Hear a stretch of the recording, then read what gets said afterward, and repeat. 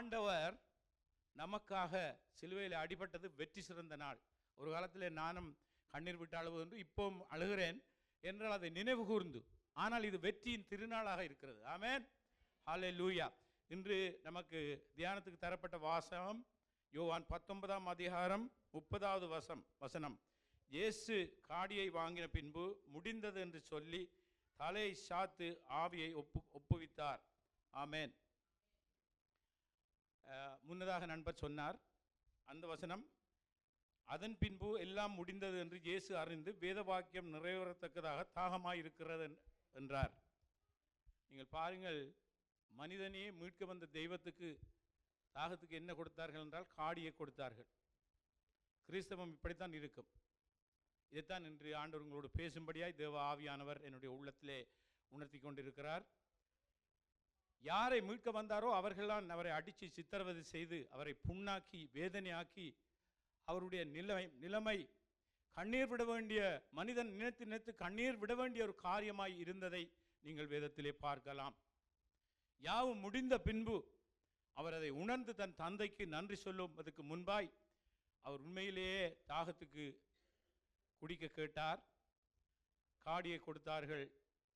சமாரிய பெண்ணின் தாகம் தீர்த்த இந்த அதி உன்னத இயேசு கிறிஸ்து கசப்பான மாறாவின் கசப்பு நீரை மதுரமாய் மாற்றி கொடுத்த இந்த அன்பு தெய்வம் காடியை வாங்கின பின்பு முடிந்தது என்று சொல்லி அந்த காடியை வாங்கினார் என்றால் நீங்கள் நன்றாக உணர வேண்டும். 2 கரங்களும் ஆணியிலே அறையப்பட்டிருக்கிறது. காடியை குடித்தார் என்பது அர்த்தம். காடி என்றால் கசப்பு.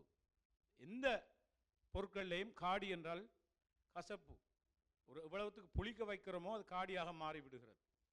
ஒவ்வொரு பொருளையும் நீங்கள் அதை பார்க்கலாம். அப்பேற்பட்ட காடியை வாங்கினார் என்று இருக்கிறது. அதை ஏற்றுக்கொண்டார். அது ஒரு அடையாளமாக நடைபெற்றது. வேத வாக்கியங்கள் நிறைவேறும்படியாய் நிறைவேற்றது. ஏனென்றால் கிறிஸ்து கசப்புகளை ஏற்றுக்கொண்டு நன்மனதோடு ஏற்றுக்கொண்டு அதை செய்தவர்களை வாழ்வழிக்க வந்த தெய்வம். ஆமென், ஹல்லேலூயா. அதனாலே தான் இதற்கு நீங்கள் 2 அதிகாரம் முன்பாக யோவான் 17ஆம் அதிகாரம் நீங்கள் வாசிப்பீர்களாயிருந்தால், யோவான் 17ஆம் அதிகாரத்திலே அவர் தன்னுடைய மரணத்துக்கு முன்பாக ஒரு பெரிய ஜெபத்தை ஏறெடுக்கிறார்.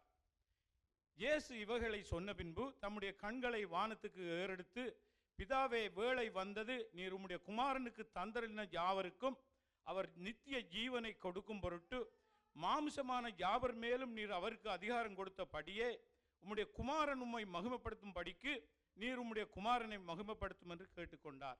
தன்னுடைய மரணத்தை ஏற்கனவே அறிந்து இந்த ஜெபத்தை அவர் செய்கிறார். செய்யும் பொழுது 6வது வசனம் சொல்லுகிறது, நீர் உலகத்தில் தெரிந்தெடுத்து எனக்கு தந்த மனுஷருக்கு உம்முடைய நாமத்தை வெளிப்படுத்தினேன். அவர்கள் உம்முடையவர்களாய் இருந்தார்கள். அவர்களை எனக்கு தந்தீர். அவர்கள் உம்முடைய வசனத்தை கைக்கொண்டிருக்கிறார்கள். நீர் எனக்கு தந்தவைகள் எல்லாம் உம்மாலே உண்டானவென்று இப்பொழுது அறிந்திருக்கிறார்கள். நீர் எனக்கு கொடுத்த வார்த்தைகளை நான் அவர்களுக்கு கொடுத்தேன். அவர்கள் அவைகளை ஏற்றுக்கொண்டு நான் உம்மிடத்தில் புறப்பட்டு வந்தேன் என்று நிச்சயமாய் அறிந்து நீர் என்னை அனுப்பினீர் என்று விசுவசித்திருக்கிறார்கள். இப்படியாக இந்த ஜெபத்தை நீங்கள் 17ஆம் அதிகாரம் வீட்டில் சென்று வாசியுங்கள். எவ்வளவு ஒரு மனதுருக்கமாய் பிதாவிடம் தன் கை விட்டு செல்கிற சீடர்களுக்காக அவர் ஜெபித்தார் என்பதை. எனவே இந்த ஜெபங்களினூடாக, சிலுவையில் அவர்பட்ட பாட்டின் தியானங்களினூடாக ஜெபம் கேட்கப்பட்டதை தான் அவர் சொல்றார். எல்லாம் முடிந்தது என்று சொன்னார். ஆமென். ஜெபம் கேட்கப்பட்டது. அன்பானவர்களே, அவரை தந்தை புறக்கணித்தது சாம் பிரதர் சொன்னது போல உண்மை. அனைத்து பாவங்களையும் சுமந்து விட்டதாலே இயேசுவை பரம தந்தை ஏறெடுத்து பார்க்காதபடியாலே அவருடைய இருதயத்திலே வந்த வேதனையாலே அவர் தன்னுடைய பாசையிலே உரக்க கத்தினார் என்று வேதம் சொல்லுகிறது. இது இயற்கையான சம்பவம். நாங்கள் கூட ஒரு விபத்து நடக்கும்போது நான் கிரேட் பிரிட்டனில் இருந்தால் இங்கிலீஷில் மம்மி என்று கத்தப்போவது அல்ல, என்னுடைய அம்மா என்று தான் நான் கூப்பிடுவேன். அப்படியே தன்னுடைய பரம தந்தையை நோக்கி அவர் கதறினது உண்மை. ஆனாலும் முடிந்தது என்று சொன்னார். என்ன முடிந்தது என்றால், நான் வெற்றி சிறந்தேன். ஆமென். நான் வெற்றி சிறந்தேன். சிலுவையிலே நான் வெற்றி சிறந்தேன்.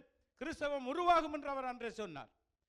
அந்த சீடர்கள் அவர் அத்தனையும் உருவாக்கினார்கள். எப்படி என்றால், சீடர்கள் எல்லோரும் கசப்பை பருகினார்கள். ஆமென். இன்றைய செய்தி இதன் முடிவாக ஆண்டவர் என்ன சொல்லுகிறார் என்றால், நீங்கள் உண்மை கிறிஸ்தவர்கள் என்றால் நீங்கள் கசப்பை வாங்க வேண்டும்.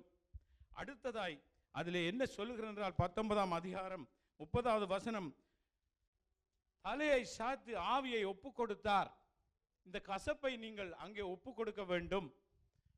எவ்விதமாய் ஒப்பு கொடுக்க வேண்டும் என்றால், தந்தையே அவர்கள் அறியாமல் செய்கிறார்கள், அவர்கள் இன்னதுதான் செய்வதென்று அறியாமல் செய்கிறார்கள், நீர் அவரை மன்னிக்க வேண்டும் என்று நீங்கள் ஒப்பு கொடுக்க வேண்டும். அப்பொழுது நீங்கள் எல்லாம் உண்மை கிறிஸ்தவர்களாவீர்கள். நாங்கள் கொஞ்சம் வித்தியாசமானவர்கள். பல ஆண்டுகளுக்கு முதல் நான் இன்று மாலை நேரம் 3 மணிக்கு போனால் ஒரு மரச்சிலுவையை முத்தி செய்து கண்ணீர் விட்டு திருப்தி அடைந்த ஒரு மனிதன். ஆனால் ஆண்டவர் தன்னுடைய வார்த்தையினாலே வெளியாக்கி இப்பொழுது அவருக்குள்ளே வாழ்வை தந்திருக்கிறார். இந்த கசப்பை நான் பருகாமல் இருப்பேனா இருந்தால், அதை நான் அவரிடம் ஒப்பு கொடுத்து என்னை நான் சுத்திகரிக்காமல் இருப்பேனா இருந்தால், கிறிஸ்தவ வாழ்வு பொய்யானது. ஆண்டவரை நாங்கள் புறக்கணிக்கிறோம் என்று நான் உங்களுக்கு சொல்ல விரும்புகிறேன்.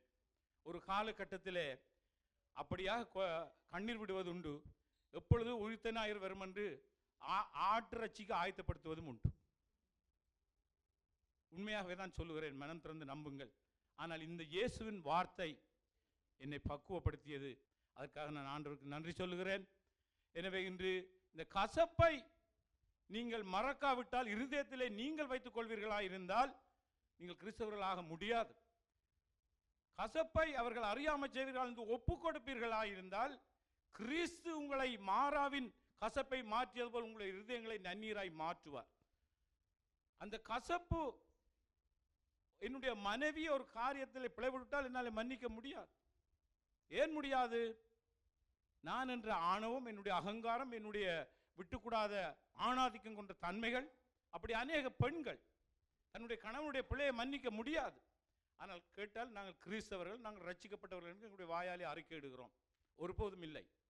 அவ்வளவு பொய் நான் சொல்லுகிறேன். இந்த வார்த்தையினாலே பரிசுத்தப்பட்டு பரிசுத்தப்பட்டு பரிசுத்தப்பட்டு எப்பொழுது நான் கசப்பை மறந்து விடுகிறேனோ, அந்த கசப்பை நான் வாங்கி அங்கே ஒப்பு கொடுக்கிறேனோ, அன்று எங்களுக்கு விடுதலை உண்டு என்று ஆவியானவர் உங்களோடு பேசும்படியாய் உணர்த்தி கொண்டிருக்கிறார். எனது அன்புக்குரியவர்களே, இறுதியாக நான் உங்களுக்கு ஒன்று சொல்லி இதை முடிக்கப் போகிறேன். பாராளும் வேந்தன், உலகை படைத்த உன்னத தெய்வம் ஆண்டவராகிய இயேசு உடைய தலை சாய்ந்தது என்றால் அது சாதாரணமான காரியம் அல்ல. இவரை குறித்து ஏசாயா தீர்க்கதரிசனம் 6ஆம் அதிகாரம் இதில் நீங்கள் வாசித்தால், எப்பேற்பட்ட சிங்காசனத்திலே அவர் இருந்தார். அதை உசியா என்ற அரசர் மறைந்த ஆண்டில் நடந்த சம்பவமாக ஏசாயா சொல்லப்படுகிறது. ஏசாயா தீர்க்கதரிசி அதை நேரிலே பார்த்தான். ஐயோ, நான் அதமானேன் என்று கதறினான். அப்பேற்பட்ட பரிசுத்த தெய்வம் நமக்காய் சிலுவையிலே இந்த காடியை பருகி தன் தலையை சாய்த்தாரே, அதை நீங்கள் நினைவு கூற வேண்டும் என்று கேட்டது இதற்காகத்தான். அன்பானவர்களே, நீங்கள் அவ்வப்போது இதை நினைவு கூர்ந்து உங்களுடைய பாவங்களை அவரிடம் அறிக்கையிட்டு, கசப்புகளை அவரிடம் ஒப்பு கொடுத்து, உங்களுக்கு கசப்புக்கு காரணமானவர்களாக நீங்கள் மன்றாடி அவர்களையும் இயேசுவிடம் ஒப்படைத்து புது வாழ்வு வாழ வேண்டுமாய் வேண்டி இயேசுவின் நாமத்திலே உங்களை வாழ்த்துகிறேன். ஆமேன்.